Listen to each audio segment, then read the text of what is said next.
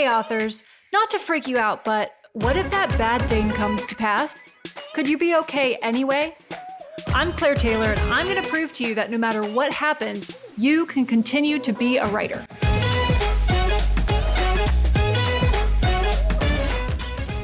Welcome back to another episode of What If for Authors.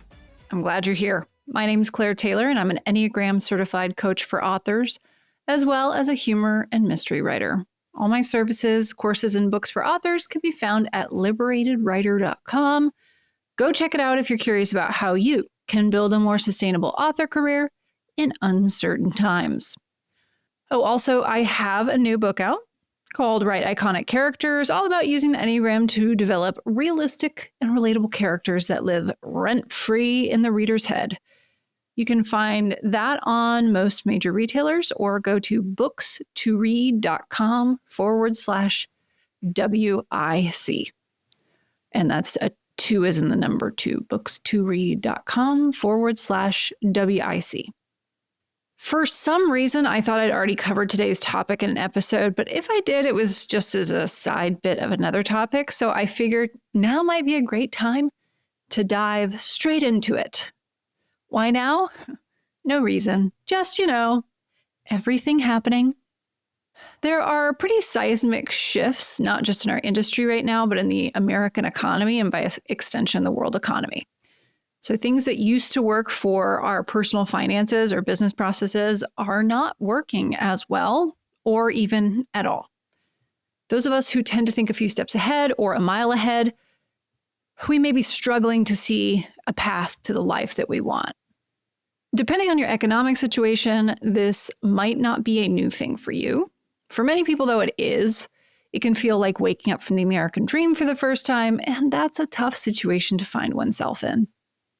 The question becomes, how do we continue to have hope when we can't see a positive path forward, or when imagining one feels like a fool's hope? So in today's episode, I'm going to address the question many of us might be struggling with silently or very much out loud, which is, what if there's no hope? For authors, our hope tends to be that we'll hit it big, many people will read and love our book, and we'll reach a point where we can rely on our writing for enough money to live and not have to worry that the money won't run out. We hope that we'll be appreciated, find security, and gain autonomy to live life as we please. This hope can pretty quickly be dashed from a few months of querying agents or trying to get a new release to take off. Maybe you find a certain promising level of success, but then your next series flops and you realize that maybe, just maybe, you were gliding more on good luck and fortunate timing with your current series than you realized. That realization can be incredibly destabilizing. You will very likely have emotions about it. Sometimes we also hope that writing will feel a certain way for us, and then it doesn't live up to that expectation. Maybe we hope it will feel easy or flow well, that our first drafts will be excellent and require very little revision, that we'll look back on our work and be impressed by our own genius, or even that each time we sit down to write, it'll feel meaningful in some deep way that it just isn't. The disappointment of not having these types of hopes fulfilled can stack up over time, causing us to build an armor of cynicism to protect from the pain of it.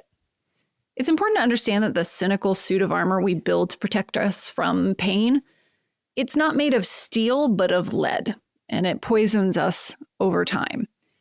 Fortunately, we can reverse the effects of this metaphorical poisoning by removing pieces of the armor. So there's a common thread that runs through the versions of writerly hopes I've described, and that's that the hope rides on a specific outcome. This is a common way that we talk about hope, right?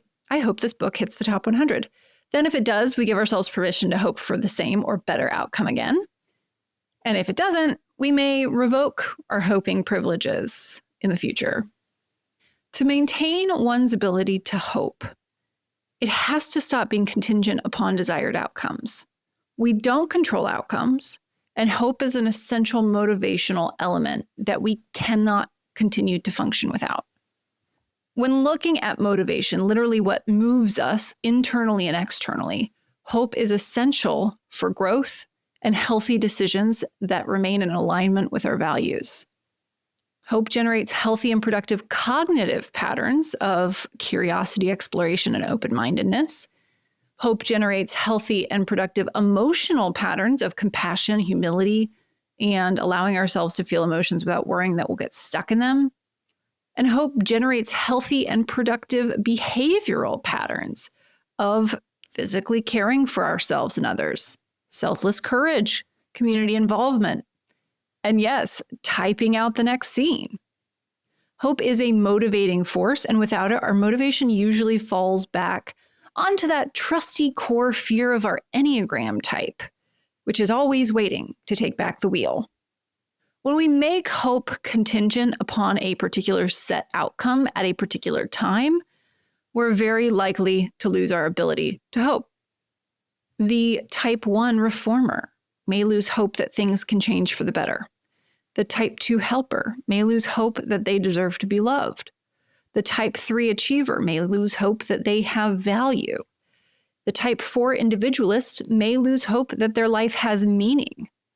The type 5 investigator may lose hope that facts and truth matter.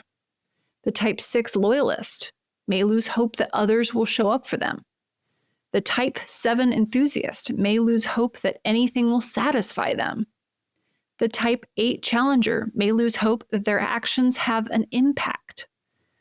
Type 9 peacemaker may lose hope that harmony and reconciliation is possible.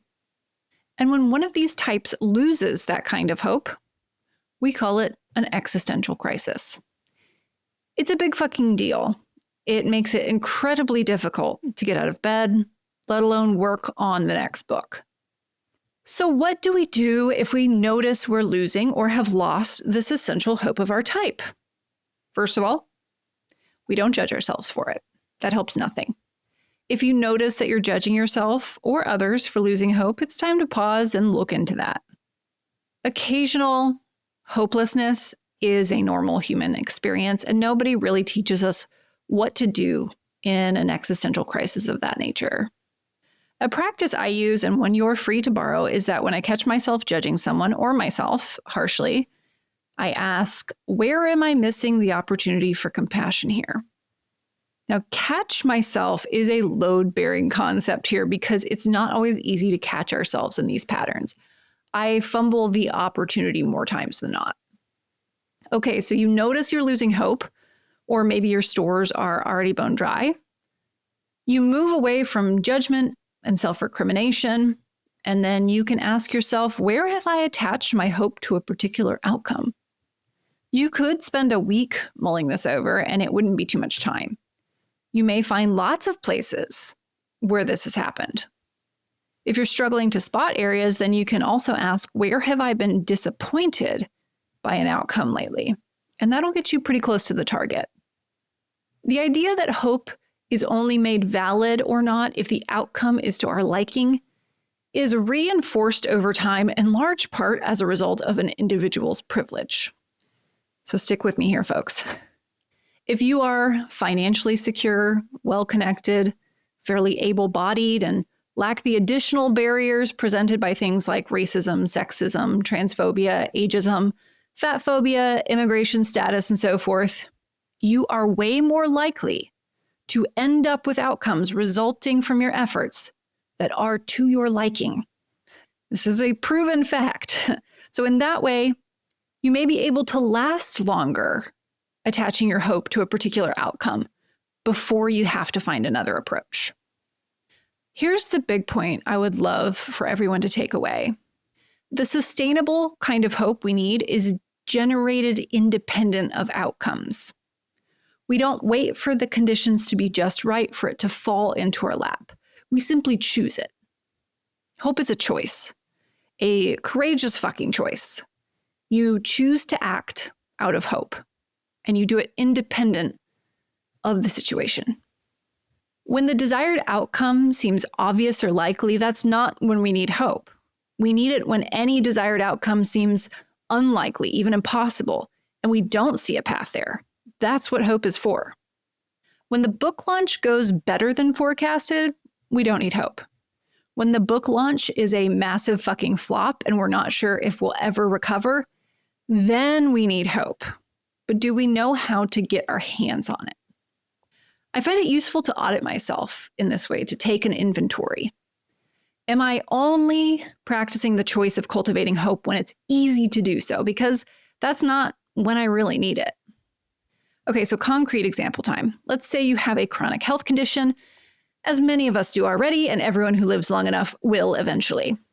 If your hope is dependent on waking up the next day and being miraculously cured, your hope will fail you probably within a few days.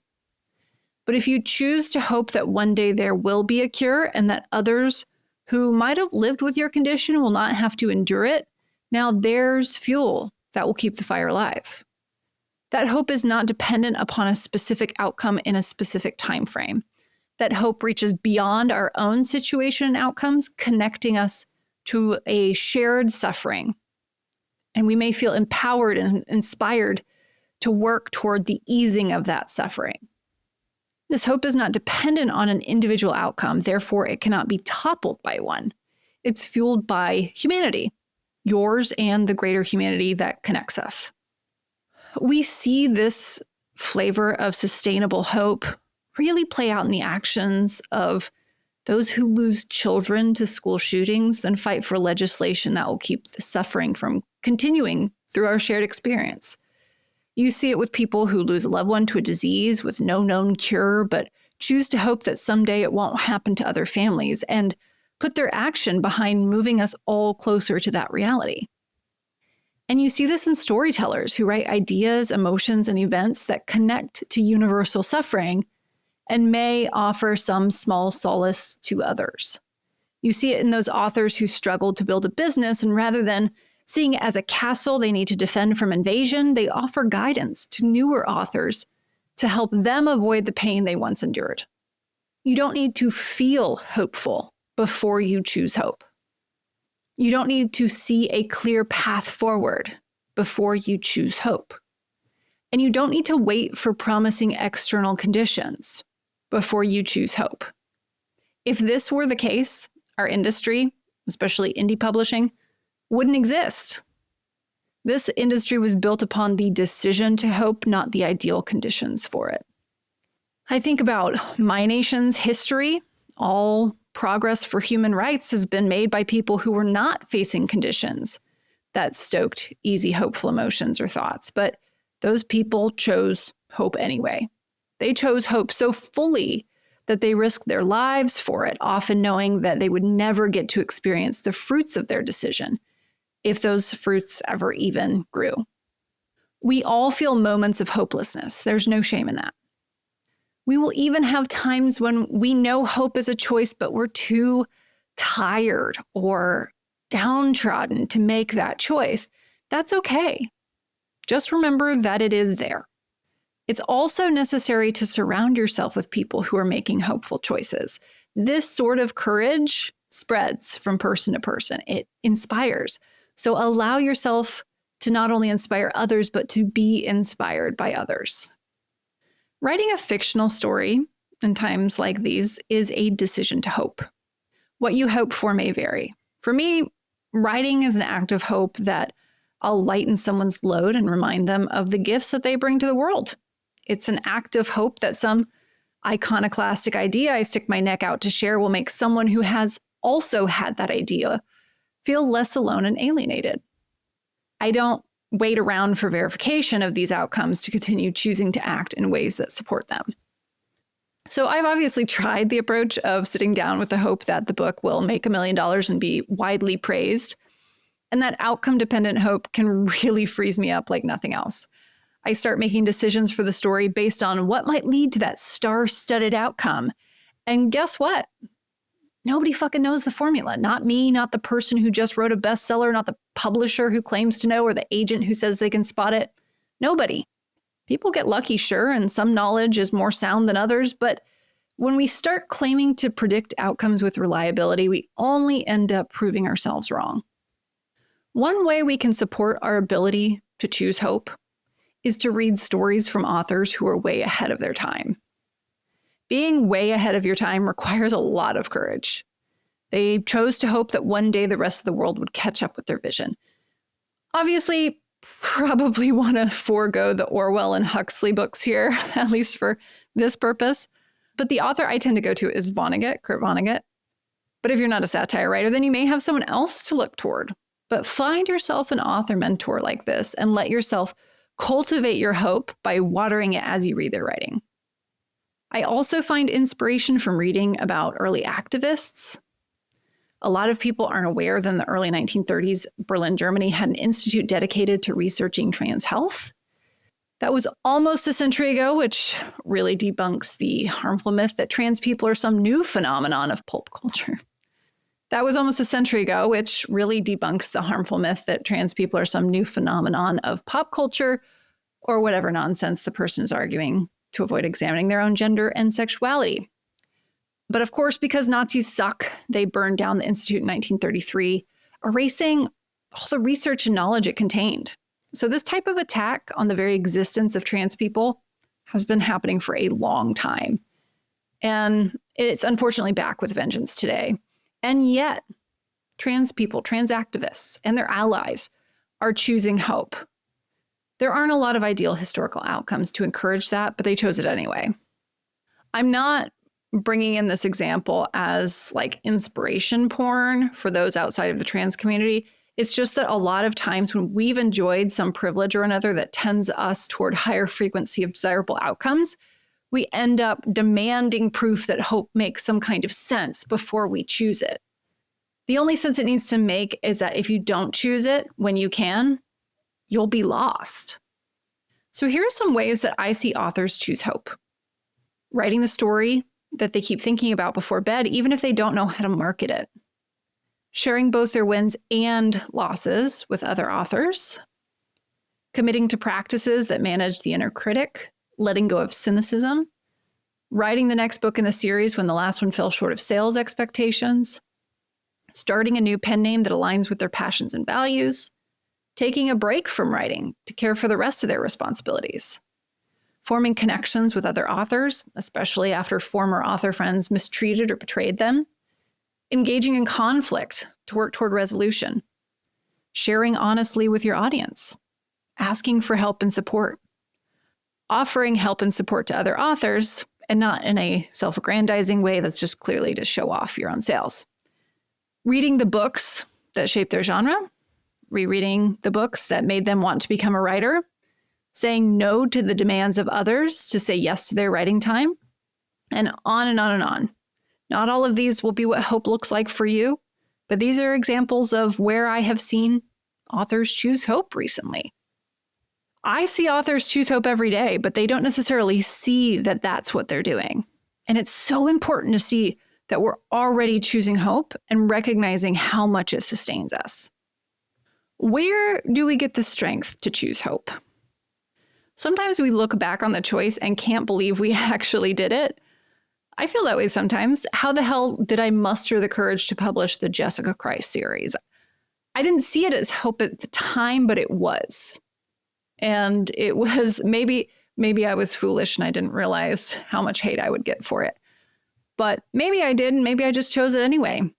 Maybe I chose to hope that the series might move the broader discussion about sexism disguised as divine right forward. But I didn't require a guarantee of results to keep working at that long 7-book project that nearly killed me. Considering how Texas has basically time warped back 50 years on women's rights in the last few years, I'm glad my hope wasn't tied to an outcome.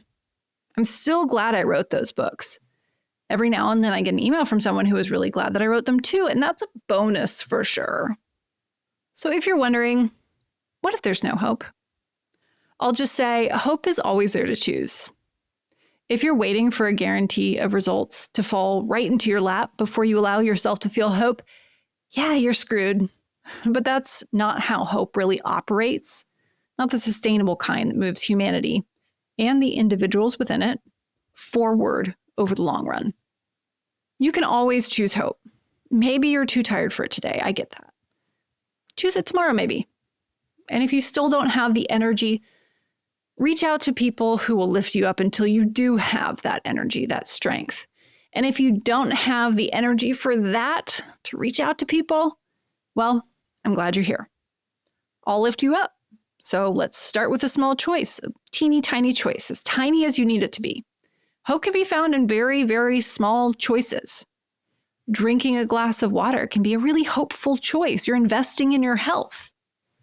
And if you don't have clean drinking water available, try closing your eyes and stretching out your neck and shoulders for a few minutes. That's a hopeful choice too. Anything that moves you toward a healthier experience of your body is a hopeful choice. So start small. Water, stretching, breathing into your belly instead of your chest for a few deep breaths.